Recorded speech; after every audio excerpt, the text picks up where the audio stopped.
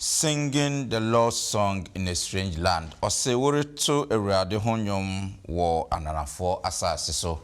Abusiafo Yehowa dumti na wotwe asan akọ abeto yembio yede aseda pesie ne de bam twedi ampon yankopon. Sene de biara ye kano kota mu nyinara ye no esua enwom to enwoma no. Ya ye adisua ne bebre sese yadru adisua etoso enum.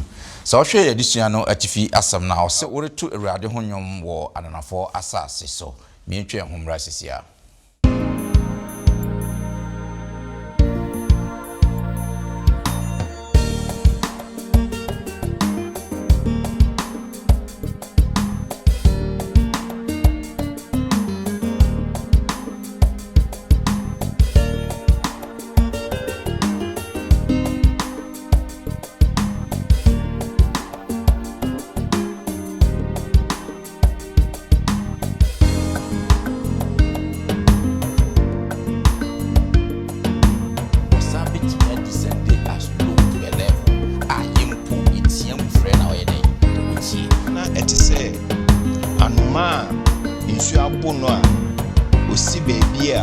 Awode no hu bebi odiniti efa osori fia Awurade apamada kan wo ho no ena na wo motu Awurade ho dwom ema wo ani je tibia wo mu wom tibia wo wom se ankura na bamu abu ti wo se oda na de wa wontimi na Omani share adofo mu yebesan ama munyira akwaba ye de nchia sonko so ede ma munyira ni adamu asen so sonko kwan so se de birada mode mo fidie edito London Ghana memenda kwan for Sabbath school and afi chosemu empensemu kote munyira se ne madikan aka no ye hwe enwom enwoma no ye adisua na bedroom pempense obi a kwasem ne se wi hu firi mu a enyeye was singing the Lord's song in the strange land as a retu Awurade honyom wo ananafo asase so maboafo no aye krado baransa na no ma yenkotie enwumomra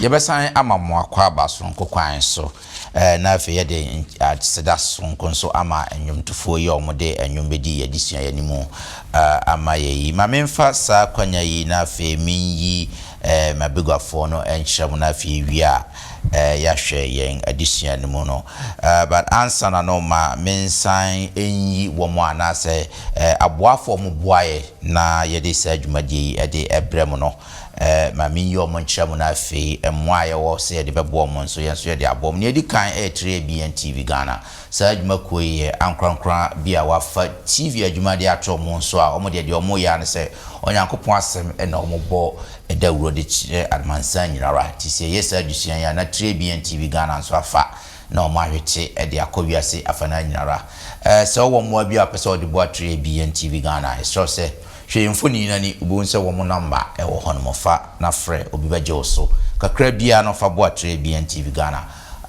onyankopon ani beso na obehira won so na afensu yensan hwe Hope TV Ghana nso omoboa yempa ye sadwumako yen so TV adwumako omo nso omofa yadisua yi ede ko wiase afana nyinara omo nso omobo ya chidompa ye ko ne eba mu nyinara sadwumako ye eboa yen se wo mo asronko bi nso apese ode boa Hope TV Ghana omo nso omo number ede infoni nani fa na frɛ obi nso ebeje oso ye friwa ne ekobreku mamu TV foforo abakra ye frɛ ne Hands TV so oko DSTV channel na abu Hands TV afi na abakra omo so de omo ya ne se ye kan asem ya omo nso omo fa na omo abondawuro ade akire wiase afana nyinara Hands TV nso enam se afi na omo hya ase nti ya hu sikasam no edin kakra so pese boa Hands TV a omo nso omo number eda yemfoni na ne fa na frɛ obi baje wo so na afei onyankopon so ahira osonko kwan so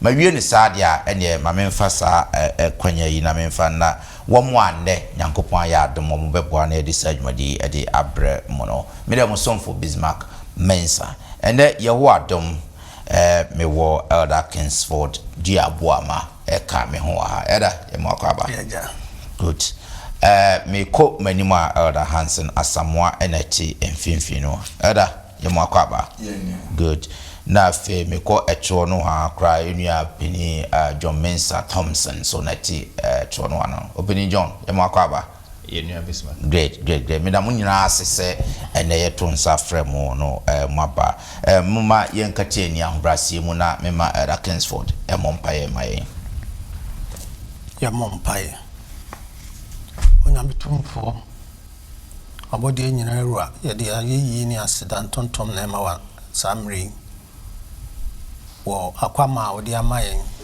se mbra wo na anim na afi wo na mo ho konkron so nkyerɛkyerɛ wasem sese boayen na adisua yi mu aba ewo mu a wo pesa o ma yenya na afi yede boye mbra tenase yetwen wo maye no ayen sanka nhye odi anim onyam yeni atiefo nyinara mayenti asemi kwa na me ho konkron enye yemu adwuma na wasemi ntra yemu enye ye na asikania wadom no ahumobro so ne bompaye wodoba Yesu Kristo demo amen amen great mesan amamo akwa basonko kwan so adisua no ose woreto ewrade ho anwom ewo ananafo asase so last week na yehwe adusua bia no kwasam ne se na adusua bia kamapa ye se mo amanya kwan ati adusua no anase mo amanya kwan ahwe no ose onyankopon etie yen na afenso ontie ye keke osan agi yen na sene na nkabosam no ose the righteous cry out and the Lord hears and delivers them out of their trouble. Otini ni tie mu frɛ Ewurade tie no na ogine free na mani hina mu for previous and I say a lesson before that near dikan asua ahu sɛ onyankopon edihene enti wo hwɛ onyankopon attribute and I say near man near ka for onyankopon wa no wo kyɛ sɛ okron enti na ɛbɛyɛ wo sɛ na nyame okron sei obetumi adescend so low na wabetie yen ye nipa yenye hwi ena last week addition na me hu se nyese nyame kron keke wasan betimi descend as low to a level a yempo yetia mu frɛ na oyeden otie. This week no ye progressive from there. Ama ye afa yakoyanim sanse ye hwe enwom to nwoma na ye hwe abra omode to saa nwom ni amanihu ni oya wo mu kuma obi nkyerɛ se na ewiase na emwie mu di because we show how apinidie ne niema ekosona enti bone ama ewiase aba abeye ananafo asase ama atrenefo eno na ye ba behwe sene Psalms be baba saa niema yi emu ade ache saa nokre saa na otwi mu na fie hu adesua ye betimi asua afrimo. Great yan share yan ka bosam no ebefa free Psalm 137 verse 4. Psalm 137 verse 4. Nti ebeyeden na yebetu ewrade dwom ananafo asase. Great. Amen. Amen. Great. And before then, remember Hansen a share in Cabosam no kakra bi na fe ye wuremu sanse asem we krampo bi no krampo de ayanyom a ye tato ye beden na ya to ewrade honyom e wa nanafo asase so ne tofa boka kakra bi ansa na ye wurade sua no mu eti sei Yo me nua me dase na me chia adofo nyina nso I think say Psalm 137 enwumu a Babel atukotnafo no nso etoye yede aka sa Psalms yi ho na yi nyina ni Babel ana Babylonian captivity no senia actually say ba Awurade ho nwumu a yenim say Awurade ahye ne man say Jerusalem ana say mwasase na moteso no se mudi yi a monto nwom emame se mo somo a monsom ewo enwom mu na Awurade ho nwom no na eye enije adwom a yenim se lewifo no ene mpanimfo ne asofo no na wo mo ediguma wa asori fie ho nti at every time na Israel for no in their comfort zone in the time ana omo ani age in the time ana omo etuntun Awurade ewo omo asori fie a Awurade apamada kan wo no ena na omo to Awurade ho dwom ema omo ani je at this time ya before omo domum e de omo akọ ananafo asase so not anywhere like the Chaldeans na omo any Israel de eba omo ya ananafo to them na ya for omo nomum e na omo te Babylon asubonten ho actually omo nyom no na composing no na ye Zion asubonten ho na omo etai eto na omo beduru Babylon asubonten ho yi na omo bisa say ye beye den na ya to Awurade ho dwom e wo ananafo anase Babylon asubonten ho now say wohwe contest no na wo de ba eneya aisenia ye nyina it is very difficult today to speak or sing about the Lord in the lands we live. Baby ayetiti eneno edemayen apart from say if we are same person wo mu beti nyame asem no enye conducive for us because nyom to nyame ho nyom no erisi nyom no nkana eye say ye ni agye anka ye no manyina ekoyie kana yasre Awurade bia ye nsaka ka ho kire no yetimi aye na ka ye to erisi gyom ye hyefufuo ni ye bedase but here is the case. Yes, how no? Egusu wa yensu. Dodo no a ye face troubles. Yes. How do we sing of the Lord? But me gidi say additionally kone nim no. Obema yen answers to senia ibetimi atwaso a empo e wanana fo asase so ba bia enye conducive ni ibetimi atonyum. Great. Meda wase passe wa biebie nka bosem no mu ama ye fe yenhwe yen addition ni mu yenhwe nabone no ye bedi kan ahwe Psalm 74 verse 18 to 22. Psalm 74 verse 18 to 22.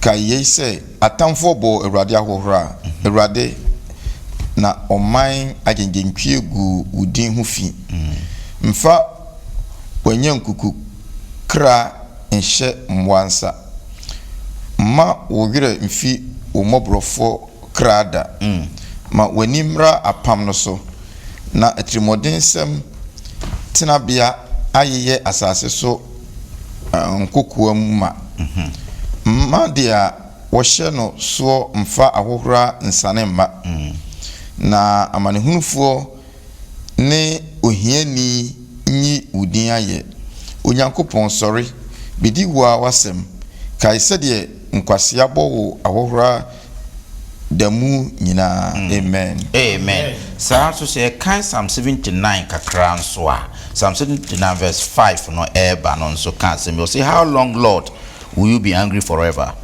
Will your jealousy burn like fire? Pour out your wrath on the nations that do not know you, and on the kingdom that do not call on your name. For they have devoured Jacob and laid waste his dwelling place. Oh, do not remember former iniquities against us. Let your tender mercies come speedily to meet us. Amen.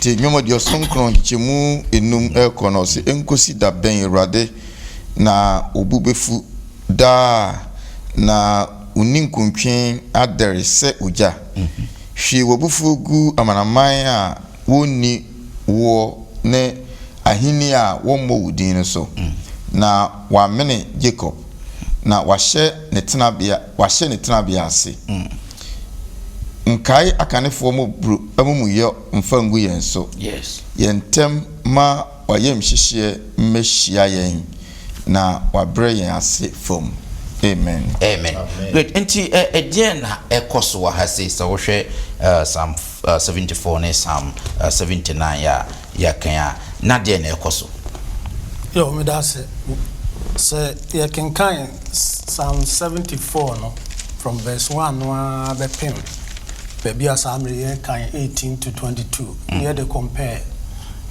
Psalm 79 no so Psalm said the menu hands kind Israel for war enko asomu e Babylon na omo etwe omo adwen ekosi Jerusalem na onyame asori fie no wo omo twe omo ani ekosi se onyame ayusu ananafo ama omo samere omo abedi omo so atwe omo akọ enkwasum na ya destroy the temple na onyame bosha wo de share ne ma so omo ye amai kronkron omaya omo da onyankopon akoma so omo akodi enkwasum na ohwe situation a omo wom ene said de amamamufuo no anase omo captives omo kodu omsa omo mfa obuo anidie ema nyame no a na ede areho ene oyaw abanu tisi ehwe Psalm 74 no from verse 1 to 9 no na yehwe otrofo a otro sa Psalm ya no odi areho fa Jerusalem ene temple a onyankopon fi a samre homo aseno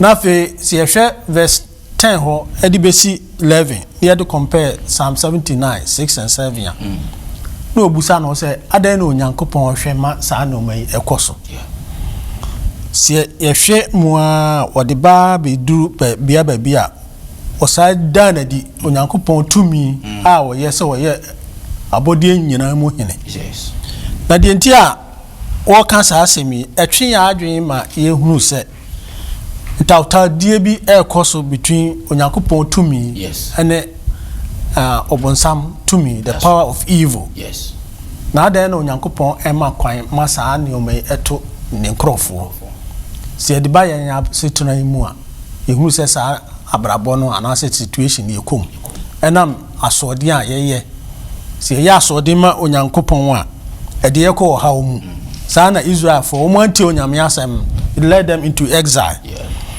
said ye ko ha omu a ekoduru bia bi a nipa a wo twa ye ho ahia no ye nyame no a ye som no a yen yakoma mu ni ya adwen mu no yenim se oka ye ho no omudu onyame ho few efisa se onyame no wo ho a ya na singing bafo ene kwa afo to ye nyame wo hini se nyame no wo ho a adenti ne yakoduru saa tibia ye wo mu ni se nyame no wo ho a adan ne yakosa wo ha wi mu ba ne ye re fi se ene ye ne action bi wo ho a ye ya ene into this asotwe no e ma ye ti ha no saa nyom 74 ne Psalm 74 no ene Psalm 79 no chere that controversy between the power of good onyame tumi no ene obonsam tumi si ye asode mu onyame a ede ye kɔ saa tebea yi mu a saa mere omo ahohiahim ada na onyankopɔn asɔndan onyankopɔn eman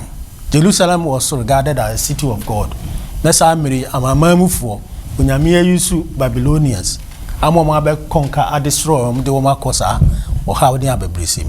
The no akoye omo eda bone the day of evil. Okay. So na bi so ebetumi ato ye we abrabom. Yo me da se pa elder ye trust me da se wa cheche musa ye trust ni nhwe wo pono anono nso at death's door. Psalms bi wa hase amepese ye be kan ya hwe how I betumi relate to sa enyum to ye course wa hase. First of all no yenhwe Psalm 41 verse 1 to 4 no Psalm 41 verse 1 to 4. O say inshira ne de odwene mobroni ho Ewurade beje no Ewurade beje no daboni mu. Yes. Ewurade behwe ne so na wama no nkwa na washira no asase so. Yes. Na wonyi no nhye na tamfo a wope no nsa. Ewurade bewo wa no yadem paso. Yes.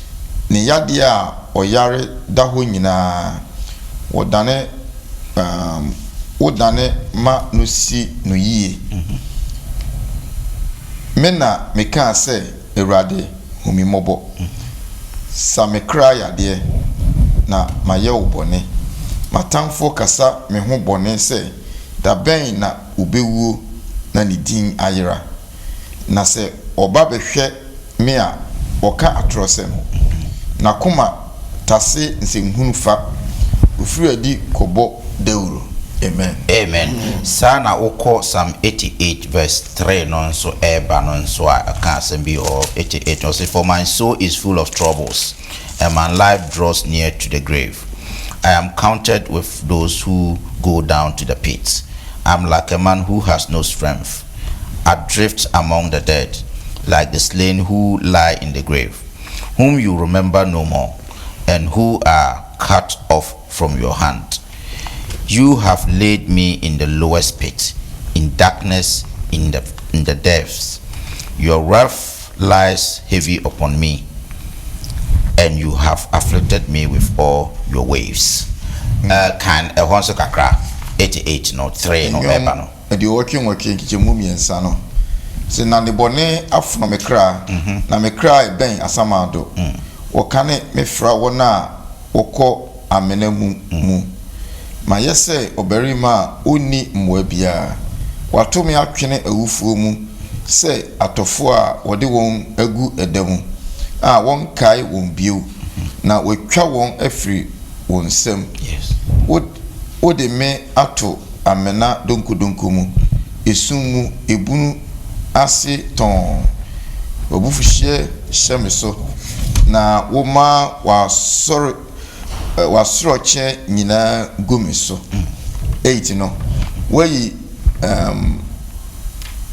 manimfo afiri menchen ko achirichiri. Yeah. Wode me aye won achiwade. Watu me mu a umfiri adi. Amane ama mani akusa. Mafrɛw Ewurade da mu nyina metre me nsɛm me kyerɛw. Obeya wade akyerɛ gufo anansa manfo besɔre yiwaye. Obeka wadɔye edamu ana onokredi oseye amenamu. Ubehunu wanwawade esumu ne wotene I refree asase so. Okay. Amen. Amen. Yes, so we share Psalm 102 no so verse 3 to 5 now for my days are consumed like smoke and my bones are burned like a hearth. My heart is stricken and withered like grass, so that I forget to eat my bread. Because of the sound of my groaning, my bones cling to my skin. This one sounds like as a Job. Or picking some of the words from Job and Humano. Great. I think say the best one has said. How do we relate to these psalms? Ya kan yi na mfoni bem ne etwa tre e wo hase.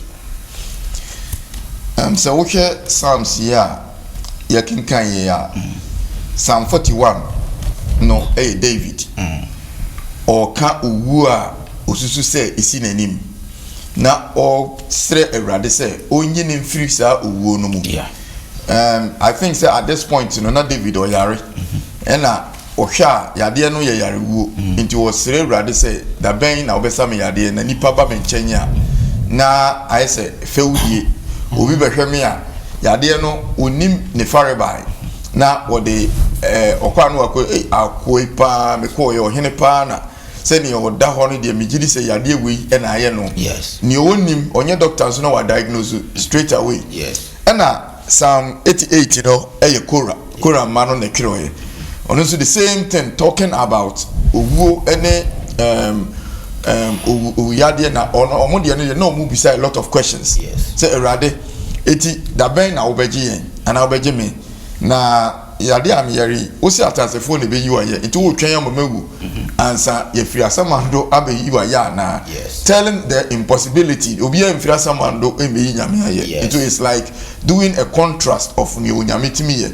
ɛna Psalm 102 no ɛyɛ Job ɛna twerɛ like ɔmo yi firi Job nwoma no mu anaasɛ Job lamentations no a abobodi no a odi yɛ no nti all these three psalms no David, Korah's sons and Job wɔn nyinaa seem to say almost the same thing sɛ wɔn ɛda owuo ɛpono ano sɛ owuo ehunahuna wɔn yadeɛ abɛkita wɔn sɛ wɔda ICU ana intensive care anaasɛ yadeɛ bi ama ne ho ntere na ɔte fie na ohun nea wɔnya a ɔdane n'ani a ɛyɛ awurade nko na ebetumi asa ne yadeɛ ɛno nti in their afflictions no they were very raw with God at this point no enye afei na ebia sɛ ne yɛ a yɛtaa no I say edu baby we cannot pour our hearts to God say edu baby na yet say oye nyame nti saying na woko kasem say a esene a wo nti nyame ase no esan na wo muti nyame ase nti they were able to be very raw with him that's right omo ne no ekasa say eja ne ma nti say wo hwe David die ya David saw God as a father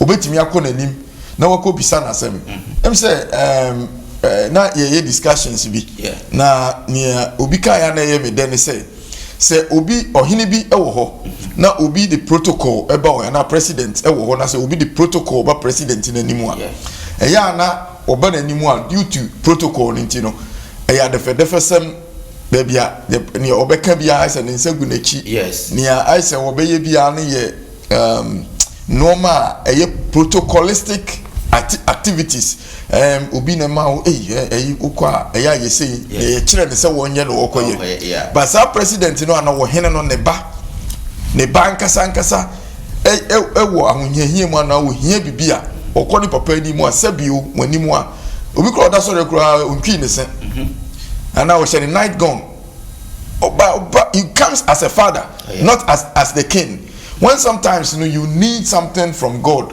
na sa psalmist to say Korah mano, to say Job, to say David, they were very rare with God because with protocols. A very special relationship will be a journey or by yonkufa. To say your person will buy a real with you. Now, here bibi, now on one few says Sabri baby a Madrid dear. Me papa, meaning so obey dear, but my men no make us say a journey or bar. They get real. A do baby ness or muko nyamianim so henia. They go as a king. A do baby no so muko as a savior. They go as a savior. Right. But at this point, idiot, obey then what to onyame hodwum wo ananafo asase so no. When a honchire no wo what happens in the say they are very real with God. Na nemo omutimi ya real say ne omukasa ye no is all because omone no wo ejane oba ayonkofa. Say me metimi eni nyame akasa saa na eye ayonkofa amani onyame wo. I can't stand up one day and claim what David said. Say ya oni David nyame kasa say timi so me ne ko kasa wa abra be ko nyame nchen is like a protocol. That's right. No. Mini nyame ejane oba timi ne nakasa. Yo, but I say opening hands and say wa cheche musa amaye afi yento aswe na afi yenhwe where is God no nyankopon wa himfa. So share Psalm 42 verse 1 to 3 na assembly e no say as the deer pants for the water brooks so pants my soul for you, O God. My soul thirsts for God, for the living God. When shall I come and appear before God? My tears have been my food day and night, while they continually say to me, where is your God? Say, obetimi I Psalm 42 verse 1 to 3 now. And said ye ofrotie prehwehwe nsuwa no. Se me kra prehwehwe wo onyankopon ne no. Onyankopon nkwa nyankopon husukom de me kra. Da ben na meba mabe free nyankopon anim. Menisu ayeme aduane ewia ne anadwo. Se wo se meda se unyankopon wo he. Amen. Amen. Good. And you show mfoni ben ye nya no wo sa particular psalm yi. Where is God? Yeah. Someone said we Christo near don't want to nyankopon so ni say na maybe sane abejo e wo bibiem. Afa so God's absence e wo na sitena mu. I just say onhu nyankopon biem, on feeling nyankopon biem. Looks like say God is absent. Na owo sa hwehia anim. O say sa tebia na okobu no. Na etese obi a owo asase a dry land so. A insukom ede no. Afa so na etese anoma insu abo no a osi baabi a awode no hu baabi odiniti efa. Afa so etese anoma osi edan so ono nkoa no si dan no so. Loneliness satiana na ode describe no ho. It tells you say na obia ano ohye. Afa so na ofili say obi a ohye nsuo ma nsuo no akata afa no so otiemu say obi mbeje no. Tia otiemu nyina no obi ante ne nimpo na watene ne nsa say ana odidua bi ahye nsuo no say so mu na menyu. Yes. Obi anso efa na onya emmoa emfiri bebia saa na psalmist no ofili nanso we nyina emu no wanka na no antum say onte nyankopon ka the absence of God wanka na no antum na otiem esufre nyame esan say na okai na nyame ayama ne man emri bi a etwem no nim say otiem frɛ nyankopon a onyankopon ebetie ne ne Yesu sa asɛm yi bi eto no ɛwɔ asɛnnua no so. Mesele say ebe kan Psalm 22 verse 1. And Hansen, mpacho kan man. Psalm 22 verse 1.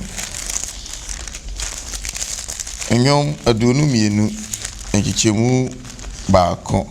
Minyankopon ede nti na wagya me. Misu me frɛ wo ne me nkwagye ntem ware. Amen. Amen.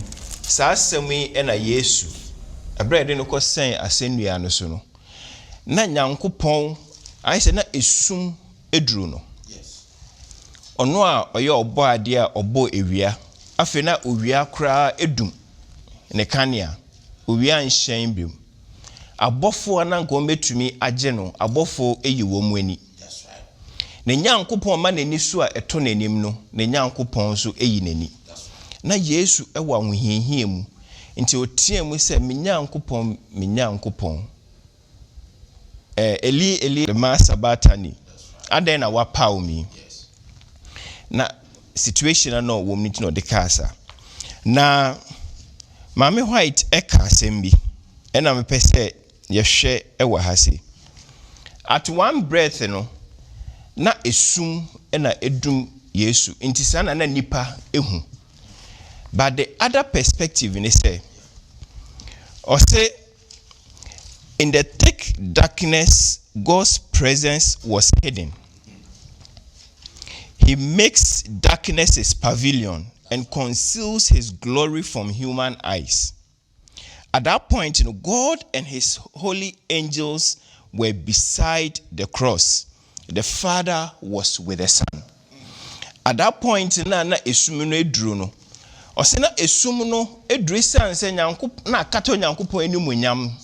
No nyankopon eka Yesu ho ewa asennua no so. Ba nipa de na yemfa yeni enhu Yesu anase enhu nyankopon animuonyam no. But ono a eye ne ba no na oka ne ba no ho.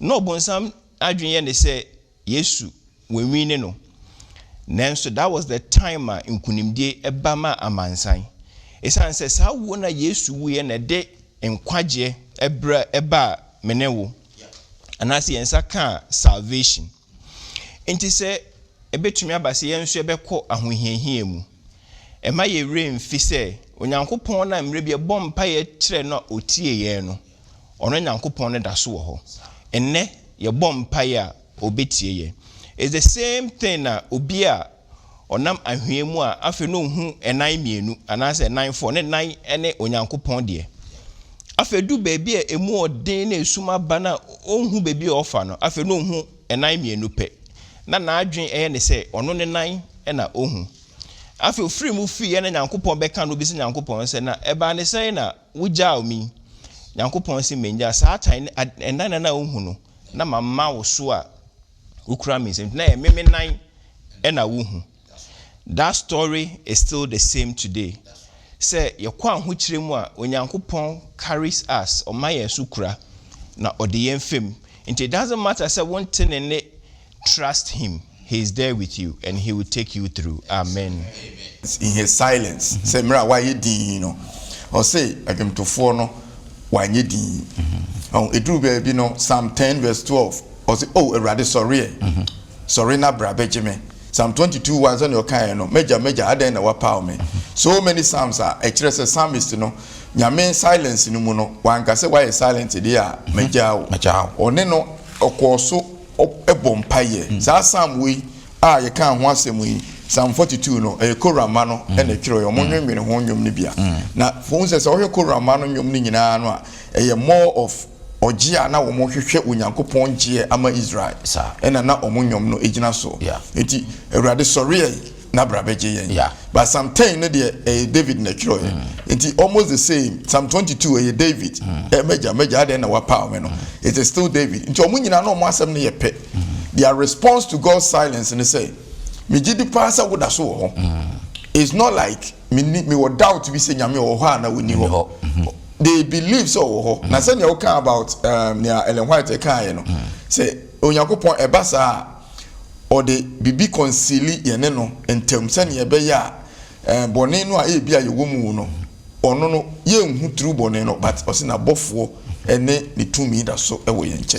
Ti say ye ko ha mu ne ye nti nyame nka ye nkoso ehunu se owo ho se ne Hebrew fo ngoma iti duba akwanchemusia no gidie enimu a obi ntumi nso ese ne obanyankopon chense ogidi se owo. That's the first step. That's right. Whether he is silent or active no yagitum se nyame. Oh, great. Madam Wasipa se Mwacheche Musa adiama abusiafo yegusuara ye hwe okwanya se ne samis no anase nwomtufo no bie yadwene mu na yehu se ne beitimi ato onyankopon honwomwo ananafo asasi eso yentoa so na yenhwe we nso a wode mai so ne boshe adihwa mokra has his promise filled forever. Yenhwe Psalm 77 yenhwe se ne Psalm 77 you come from 1 to 6 no yenhwe how or responded to this. As a member meneso machire onyankopon. Yes. Na masuma frɛ no. Member meneso machire onyankopon na obeye ason amame. That's right. Ma wo hia damu na mehwehwe Awurade. Me nsam atene anadwo nyina na empaba. Me kra po awerɛkyekyere. Me kai Awurade onyankopon a mesi apini. Me dwene a me honhom topiti. Ukura manisu atete mu. Epempemme na mintumi menkasa. Yes. Me dwene tete nano tete mre no mu mfie. Me kai manadwo dwom. Me dwene makomam na me honhom hwehwem pese. Amen. Amen. Good. Ye bisa o hase say so uhri now kind 20 no 77 20 no last verse of 77 na. O say wona Mose ni Aaron nsaso beja wo man say nwenkuo. Amen. Amen. Yan show so onyankopon boshe no afeli ekra. onyankopɔn bɔhyɛ ne deɛ ɛmfeeli nanso yɛhwɛ tebea a ɔnwontofoɔ yi ɛwɔ mu a na n'adwene mu ne ne nsusuyɛ mu deɛ onyankopɔn bɔhyɛ no ɛsɛ afeeli no ɛfiri sɛ wasu afrɛ awurade yɛfiri adesua no ase no sɛ atifi sɛ wɔ sɛ bɛɛdɛ ne ato dwom wɔ ananafoɔ asase so ɛna wɔka ɛda bɔne no the days of evil wɔ sɛ at death door na wɔ sɛ abɛbusa sɛ na awurade wɔ he na sɛ biribi kɔ so wɔ n'abrabɔ mu biribi kɔ so wɔ Israelfoɔ asetena no mu na ɛno na wɔde toto ho a wɔhwɛ sɛdeɛ awurade esi eyi wɔn firi Misraim na afei wɔde wɔn bɔ baa bɔhyɛ asase yi so na wɔbɛhwɛ tibia a wɔn wɔ mu tibia a wɔn nso wɔ mu sɛ ankora na naba mu abu ti wɔ sɛ ɔda anadwo a wɔntumi na osu frɛ awurade sɛ awurade ntie ne ɔhaw a wɔwɔ mu na wokan ya na bɛduru efiri 7 wɔbɛpem 9 no a titiri 8 and 9 no ɔda na di pefee brɔfo no ɔse is his mercy clean gone forever does his promise fail forever has God forgotten to be gracious has he in anger shut up his tender mercies na kyerɛ sɛ esua fra a wasua fra awurade no awurade ntie no nanso na ne wura fi sɛdeɛ awurade esi yi wɔn firi tete mmere mu no ɛde wɔn abɛduru saa mmere nti awurade bɔhyɛ ne deɛ ɛwɔ hɔ daa na me nua kan Ellen White quotation baako am de baako so bɛsɔ so I wɔ testimonies volume 5 for ɔse sɛ yɛwura fi ɔkwan a onyankopɔn ɛnam tete mmere mu no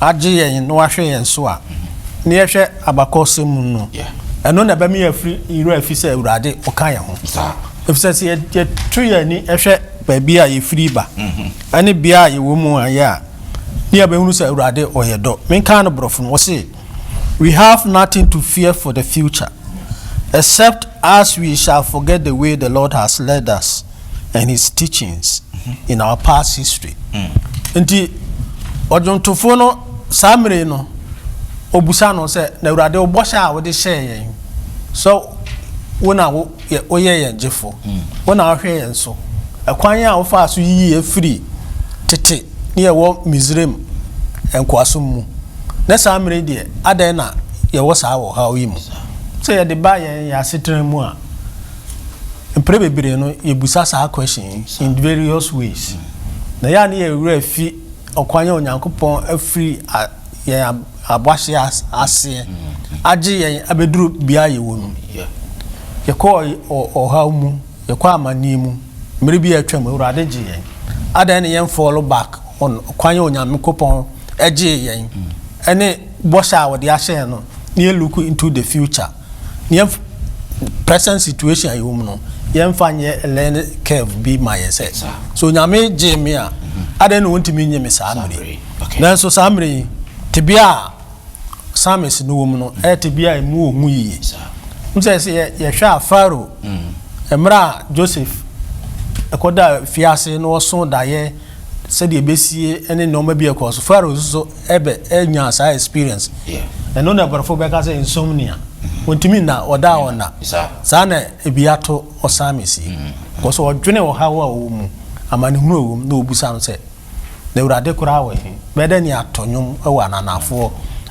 asase so onyame bɔhyɛ no ɛni hɔ bi mu anaa ba onyame bɔhyɛ no deɛ wɔ hɔ dada nyinara yo medase da wa bebe mu ama yɛnhwɛ ne di ɛto wɔ yɛn adesua ne mu ɛno no yɛhwɛ na wanso trenini anhwɛ yɛnhwɛ Psalm 37 verse 1 and 8 no Psalm 37 verse 1 and 8 yɛnhwɛ asɛm a ɛwɔ hɔ no mo ɔse nka wo ho bɔnenyɛfoɔ nti ma wo ho ubun ha wo amuyɛfoɔ ho na enni dabi na wotwa wɔn agu sɛ ɛsrɛ na wakusa sɛ wira mono a wotwa bata awurade ho na yɛ papa tena asase so na di nokorɛ nama w'ani nka Awurade ho na wama wodi wakoma pe fa wokwan hye Awurade nsem na fa wo ho to ne so na ono na obeye na wayi wo tenene edi se adekye ne wo bem se obiginaye. Amen. Amen. So Psalm 49 verse 5 to 7 now. I also heard the Paul say, why should I fear in the days of evil when the iniquity at my heels surrounds me?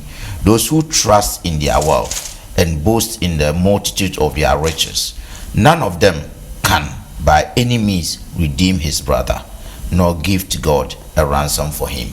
Yemfa ensi ahaseya na yembisa ye ho na tibia ben mu na sa nyumtu yi ekoso tibia aboyefo eko omani yeah na atenenefo eko omochi. That's right.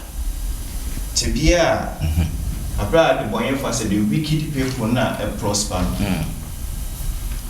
They openly boast womuka and afe nyankopon echi for they despise them won come hye etna won so suppress wo manije say na mukra monyame amudi na echi no hemfa we ne tebia na the psalmist no owom but say wo kan Psalm 37 na me kai say me teacher be my yesua Psalm 37 from verse 1 to 10 na say wo kan kwa it tells you say trust in the Lord.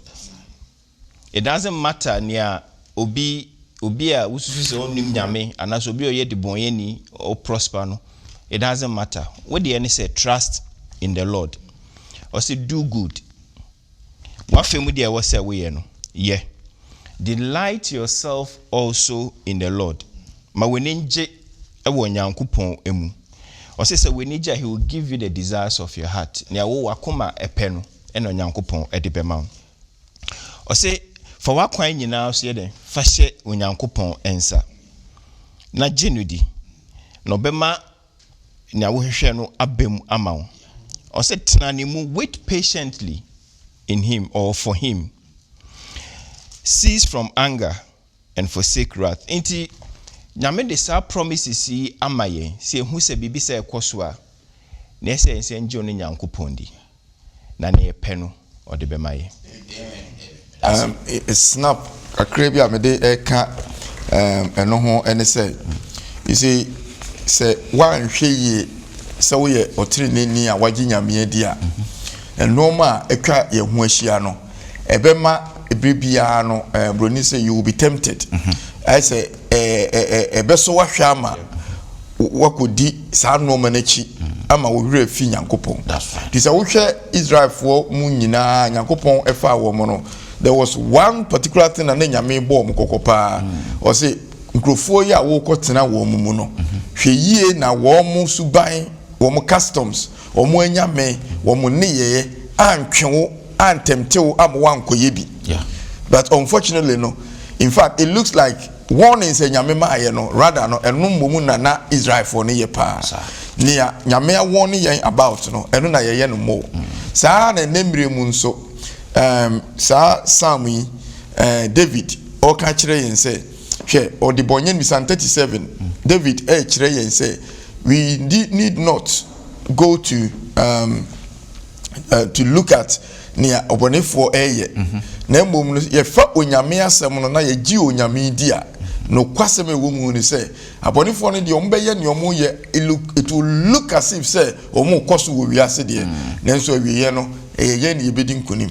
How many times na wadwuma mu anase wo fie obi a wonye nyame nie o feel so o koso o feel say ne ho to no enso o misa say how do you do it? That's right. Your health wise the bia no woni sika so ho efe no yade a o yare adadwen da ne so no one no the same problem but asundwe bia wo nti oba bebisa say how do you do it? That's right. Now when your opportunity they are say it is God's doing. Yes. And no na all catch and say lest the righteous be tempted. So why mo ya me ni anawa ene fashionable things ekoso mobile phones akese eba cars ye ntade a ekoso adan akese one way you will be tempted to think say nyame de onhwe but no man nyame hwe yin wo mu no their money cannot buy and unti na wo say yenye sana ye hunu say tinini de onyame nani ehwe yo amen amen abusiafo yede adisua no be twere hase adisua